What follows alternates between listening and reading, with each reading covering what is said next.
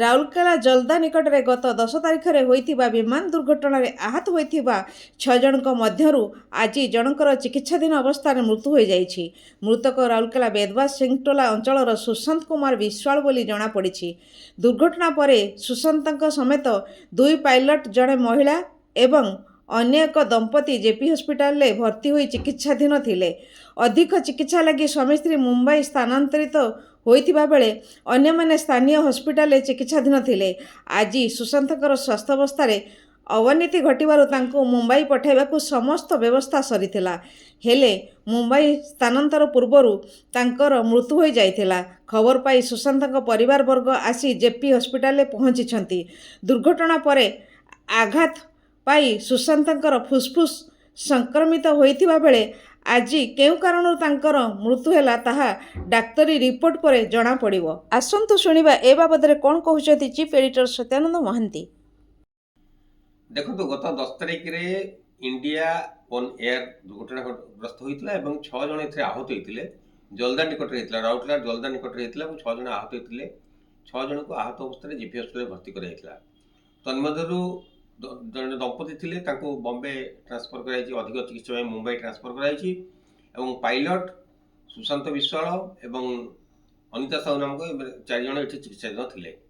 ତେବେ ଆଜି ସୁଶାନ୍ତ ବିଶ୍ୱାଳଙ୍କର ମୃତ୍ୟୁ ହୋଇଯାଇଛି ଏବଂ ତାଙ୍କର ମୃତ୍ୟୁ ଖବର ପାଇବା ବେଳେ ପରିବାର ଆସି ହସ୍ପିଟାଲରେ ପହଞ୍ଚିଛନ୍ତି।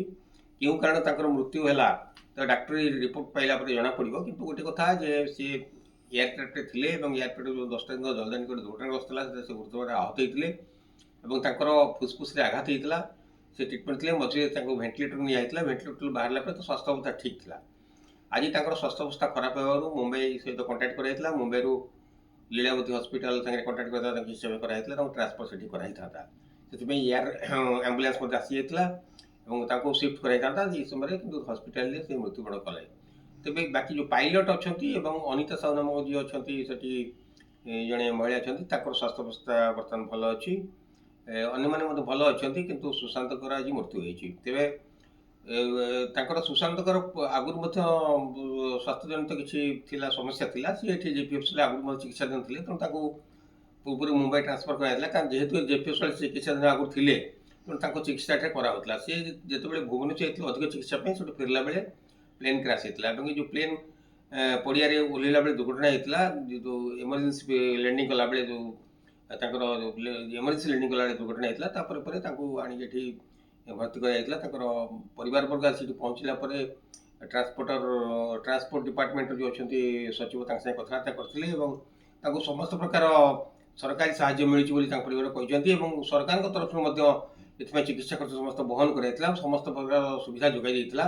ଏଥିରେ କୌଣସି ସନ୍ଦେହ ନାହିଁ। ତେବେ ବର୍ତ୍ତମାନ ବୀମା କମ୍ପାନୀ ଏବଂ ଅନ୍ୟାନ୍ୟ ଏୟାର କମ୍ପାନୀର ମାଲିକ ଏ ସମସ୍ତେ ଆସିକି ଅନୁସନ୍ଧାନ କରି ଗଲା ପରେ ପ୍ଲେନ୍କୁ ସ୍ଥାନାନ୍ତର କରିବାର ଯେତେବେଳେ ପ୍ରକ୍ରିୟା ଚାଲିଛି, ସେତେବେଳେ ଜଣେ ଯାତ୍ରୀଙ୍କ ମୃତ୍ୟୁବରଣ ହୋଇଛି। ତାପରେ ସରକାରୀଙ୍କର କ'ଣ ରହିବ, ଆଭିମୁଖ୍ୟ କ'ଣ ରହିବ, ସେମାନେ କେଉଁ ହିସାବରେ ତାକୁ ଗ୍ରହଣ କରିବେ, ବୀମା କମ୍ପାନୀ ତାଙ୍କର କ୍ଷତିପୂରଣ କ'ଣ ଦେବେ, ସେଟା ଭିନ୍ନ କଥା।